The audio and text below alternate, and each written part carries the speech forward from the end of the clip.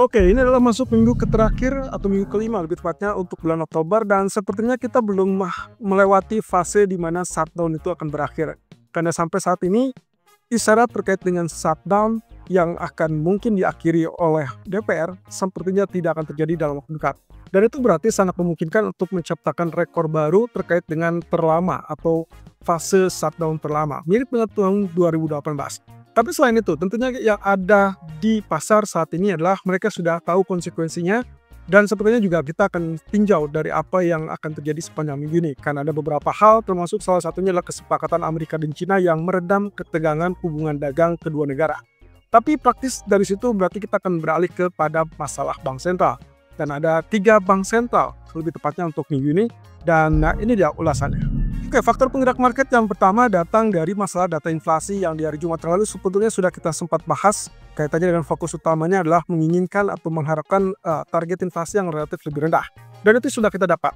Data yang rilis justru lebih lunak daripada perkiraan dan akhirnya kita mendapatkan dorongan yang cukup baru.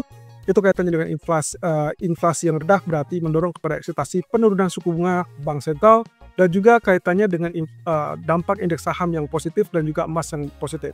Nah, tapi di sisi lain ada kabar berikutnya yang juga sebetulnya kita sudah bahas ini, yaitu kaitannya dengan laporan ataupun hasil pertemuan antara kedua delegasi Amerika dan China di akhir pekan kemarin, Jumat dan Sabtu, dan hasilnya positif dan persis dengan apa yang kita bicarakan kemarin. Jadi seharusnya dampak ini harusnya sudah mulai terakomodir dan mungkin juga tidak akan terlalu berlebihan, karena di sisi lain kita akan berhadapan dengan bank sentral. Jadi kira-kira dengan pertemuan Amerika, lebih tepatnya dengan Presiden Trump dan juga Xi Jinping minggu ini, kelihatannya juga mungkin bisa menjadi faktor pengganggu. Oke, kalau kita lihat dari data inflasi yang kemarin sempat rilis, angkanya seperti Anda lihat di situ, core CPI berada di 0,2%, lebih rendah daripada ekspektasi, termasuk juga turun dari periode sebelumnya 0,3%.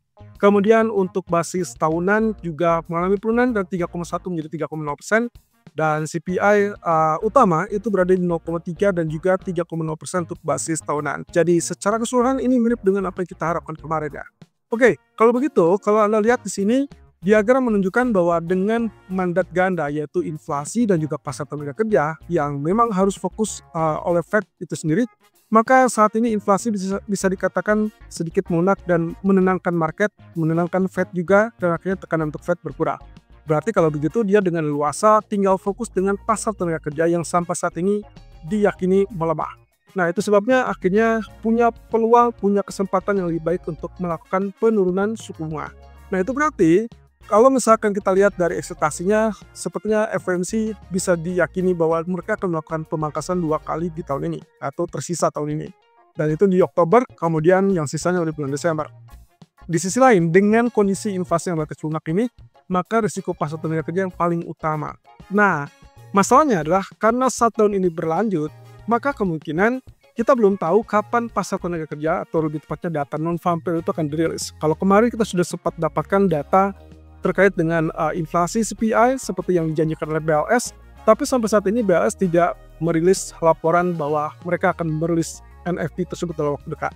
Bukan dalam kurun waktu terdekat pun, kalau misalkan ternyata shutdown itu periodenya berakhir minggu ini pun, belum tentu di minggu depan, di awal November kita akan dapatkan data non-farm payroll. Jadi hati-hati teman-teman, di sini posisinya agak membingungkan juga untuk Fed. Mau tidak mau mereka akan menggunakan data yang ada, dan itu berarti mau tidak mau data sebelumnya, lalu pun dengan proyeksi-proyeksi dari survei swasta. Oke, hasil pertemuan putaran kelima dari Amerika dan China, seperti yang kemarin kita sempat kupas terkait dengan poin-poin utama yang dibahas dan kemungkinan akan dibahas dan menjadi permasalahan utama di antara kedua belah pihak. Nah, hasilnya adalah menurut spokesperson, yang pertama bahwa China akan melakukan pembelian besar-besaran, mereka akan melanjutkan pembelian tersebut untuk kedelai, dan itu akan dilanjutkan kurang lebih sampai beberapa tahun ke depan. Ya, cukup positif ya untuk kabar Amerika. Dan China juga dikabarkan akan menunda rencana untuk aturan lisensi ekspor rare earth mineral at least sampai 1 tahun ke depan. Ya, ini juga cukup positif dan tentunya sesuai dengan keinginan Trump.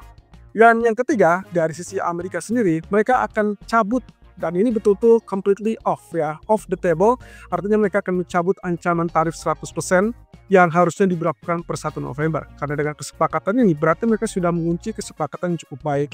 Nah, satu sisi ini juga menjadi jembatan untuk pertemuan antara Trump dan Xi Jinping di KTT APEC minggu depan, atau lebih tepatnya minggu ini. Dan itu kurang lebih tanggal 30-31 Oktober. Saya rasa pertemuan kedua pemimpin negara ini akan diadakan di hari Jumatnya ya. Jadi kita akan lihat di sini kesepakatan apa yang bisa tercapai dari putaran kelima kemarin, kemungkinan akan ditandatangani secara resmi dan akhirnya juga akan memberikan isyarat bahwa ketegangan di antara kedua negara harusnya bisa dikatakan reda. Ya, kalau misalkan lihat ini berarti positifnya untuk risk aset atau pasar ekuitas, dan itu yang kelihatan dengan pasar saham mengalami gap up ataupun kenaikan. Tapi di sisi lain itu akan negatif untuk komoditas seperti emas ataupun safe haven. Tapi di sisi lain teman-teman, ingat aturan dasarnya bahwa kita mencermati kondisi ekonomi di mana yang saat ini dikhawatirkan adalah bahwa kebijakan tarif nantinya akan mendorong kepada inflasi. Nah, dengan berakhir ataupun bahkan redanya ketegangan tarif ini, berarti bisa diartikan bahwa tegangan ataupun tekanan demi tekanan itu sudah berangsur pulih dan semoga saja kebijakan tarif itu pun sudah mulai reda. Artinya, dengan tidak ada ancaman 100% tarif, ya otomatis mereka akan mendapatkan satu hal yang pasti bahwa gangguan tarif terhadap inflasi itu sudah relatif lebih kecil. Dan itu berarti inflasi relatif lebih rendah dan akhirnya tidak akan ada tekanan untuk Fed untuk tetap dalam periode penurunan suku bunga. Dan itu artinya penurunan suku bunga layak berlanjut teman-teman. Dan itu akan positif nantinya kepada indeks saham dan juga kepada emas. Jadi pada dasarnya tekanan pada emas ini sifatnya hanya bersifat sementara karena ujung-ujungnya adalah kebijakan moneter. Nah, terkait dengan kebijakan moneter seperti yang sempat kemarin dibahas bahwa minggu ini akan ada bank sentral dan ada 3 bank sentral yang saya catat di sini, ada Federal Reserve FOMC meeting, lalu pun ada Bank of Japan dan juga ECB di tanggal 30 Oktober. Oke, kita lihat satu persatu. FOMC fokusnya adalah pidato Powell yang kemungkinan akan lebih dituju daripada suku bunganya karena suku bunganya hampir dipastikan akan cut rate 25 basis point, jadi sudah diantisipasi dan pasar juga akan berfokus kepada pernyataan Powell lainnya yaitu terkait dengan kapan Fed akan menghentikan QT ataupun quantitative tightening atau pengetatan kuantitatif. Di sisi lain BOJ kemungkinan fokus dengan pidato UEDA dan juga antisipasi kejutan mirip dengan kejadian waktu Januari 2025. Kenapa di Januari? Karena waktu itu market secara luas mengharapkan tidak terjadi kenaikan suku bunga, tiba-tiba BOJ di Januari 2025 saat itu langsung melakukan kenaikan suku bunga. So hati-hati dengan segala sesuatunya, bisa saja terjadi kejutan. Nah, terakhir dengan ECB meeting yang akan fokus ke pidato Lagarde, saya rasa semua orang sudah tahu bahwa inflasi zona Eropa relatif bertahan di level 2%, sehingga akhirnya ECB pun tidak melihat ada kecenderungan untuk terburu-buru memangkas suku bunga kembali. Jadi artinya kita mungkin akan lihat ECB lebih tepatnya akan relatif memperkuat euro. Sementara dari sisi dolar kemungkinan akan lemah. Oke, saya tambahkan di sini poin utama yang akan dituju oleh market terkait dengan FOMC meeting yaitu sinyal yang paling ditunggu, yaitu kaitannya dengan kapan dan berapa besar untuk penghentian QT tersebut. Oke, kalau kita ingat dengan QT yang dimaksud quantitative tightening itu dilakukan semasa periode COVID itu sudah berakhir, kemudian Fed menarik diri atau menarik semua stimulus yang ada dengan cara bahwa waktu itu adalah obligasi dibiarkan jatuh tempo dan tanpa diperbarui kembali. Dan akhirnya dari 9 triliun saat itu berangsur-angsur sisa 6,6 triliun. Dan itulah yang akan kita perhatikan minggu ini. Kalau misalkan ada tanda-tanda bahwa Powell ataupun Fed memberikan indikasi akan terjadi pengurangan lebih lanjut, maka itu hampir dipastikan masih dalam tahapan pengetatan. Artinya seberapa besar pun dia lakukan cut rate, ujung-ujungnya akan sia-sia dan dolar akan kembali menguat. Dan itu akan negatif untuk emas dan juga untuk saham. Dan sebaliknya, kalau misalkan Powell ataupun Fed memberikan indikasi bahwa pengurangan neraca keuangan atau quantitative tightening itu resmi di stop atau diberhentikan, maka hampir bisa dipastikan ini dampaknya adalah positif untuk indeks saham dan juga harusnya positif untuk emas. Kenapa demikian? Karena posisi menghentikan QT atau quantitative tightening itu hampir mirip dengan kita menganggap bahwa mereka sedang dalam fase pelonggaran. Dan fase pelonggaran itu adalah quantitative easing. Berlawanan dengan quantitative tightening tadi. Tapi bedanya di sini adalah QE yang dimaksud tidak dalam hal mereka melakukan pencetakan uang ataupun bahkan membeli obligasi pemerintah. Tapi at least dengan menghentikan QT atau menghentikan pengurangan neraca keuangan, ini hampir bisa dipastikan dampaknya mirip dengan QE. Jadi dolar seharusnya akan relatif lebih lemah. Berarti kalau begitu dampak gangguan dari pertemuan Amerika dan China ataupun bahkan pemerintah dalam hal ini adalah Presiden Trump ataupun dengan Xi Jinping nanti Jumat, seharusnya ini tidak terlalu bermasalah bagi pergerakan kedua pasar, terutama untuk emas. Jadi artinya emas pun hanya akan mungkin mengalami gangguan sedikit. Shutdown ataupun bahkan ketidakpastian dari ekonomi, lalu kemudian terkait dengan stop duty, itu akan positif untuk emas. Jadi akhirnya ujung-ujungnya penurunan itu akan dikejar sebagai peluang untuk kita kembali lakukan buy. Apalagi dengan konsep bahwa Bank Sentral resmi dalam fase pelonggaran kebijakan moneter. Nah, di sisi lain yang juga perlu diperhatikan minggu ini adalah terkait dengan dilemanya BOJ. Kenapa dilema? Satu sisi mereka seharusnya sudah siap untuk melakukan kenaikan suku bunga lebih lanjut, tapi di lain sisi mereka terkendala dengan pemerintahan yang baru. Dan ini adalah kaitannya dengan Perdana Menteri Jepang Sanae Takaichi. Kalau andainya 2 bulan yang lalu, kita masih tetap melihat ada peluang untuk BOJ menaikkan lebih lanjut, dan itu adalah diperkirakan bulan Oktober. Kemudian di awal Oktober pun, estimasinya adalah sekitar 60% ada peluang untuk kenaikan suku bunga, tinggal menunggu data inflasi ataupun bahkan tingkat upah.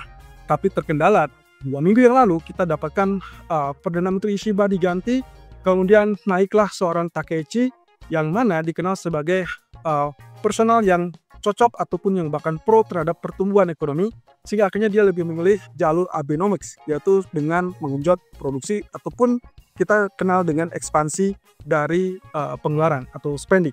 Nah, ini berarti tanda-tanda bahwa kebijakan fiskal yang longgar itu akan berpotensi menghambat apa yang akan dilakukan, diupayakan oleh bank sentral.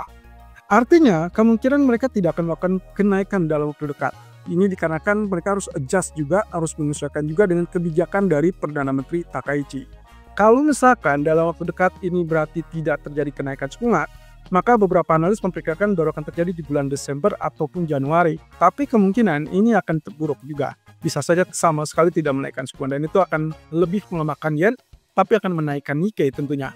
Nah, tapi kalau misalkan kita perhatikan dari beberapa data, termasuk PPI Jepang atau inflasi Jepang, inflasi sektor jasa Jepang, yang ternyata mulai kenaikan dari 2,7 menjadi 3,6% baru-baru ini, itu mendukung kaitannya kemungkinan akan ada potensi bisa menekan yen ataupun bahkan imbal hasil obligasi Jepang. Dengan demikian, ini juga sekaligus bisa saja mengakomodir untuk kemungkinan Bank Sentral Jepang atau BOJ bisa saja tiba-tiba menaikkan suku bunga. Jadi hati-hati dalam hal ini, walaupun sekitar 90% market memperkirakan tidak akan ada kenaikan suku bunga minggu ini dari BOJ, tapi pada dasarnya kalau kita berkaca kepada status Januari 2025, sangat mungkin akan terjadi kejutan untuk tiba-tiba mereka menaikkan suku bunga. So, kira-kira dampaknya seperti apa ya? Dan apakah yen punya kesempatan atau USD Japanese Yen punya kesempatan untuk turun kembali, atau bagaimana juga dampak dari emas dan juga indeks saham minggu ini? Itu yang akan kita kupas di nanti sore atau live streaming sore ini. Oke, sementara untuk data ekonomi, saya rasa kita cuma akan fokus dengan durable goods order dan juga new home sales dari Amerika nanti malam. Sementara dari Jerman, kita akan lihat dari IFO Business Climate. Saya rasa itu data-data yang mungkin akan menjadi penggerak market. Tapi walaupun demikian, saya tidak yakin bahwa ini akan mengubah sentimen market, terutama kaitannya dengan bank sentral minggu ini.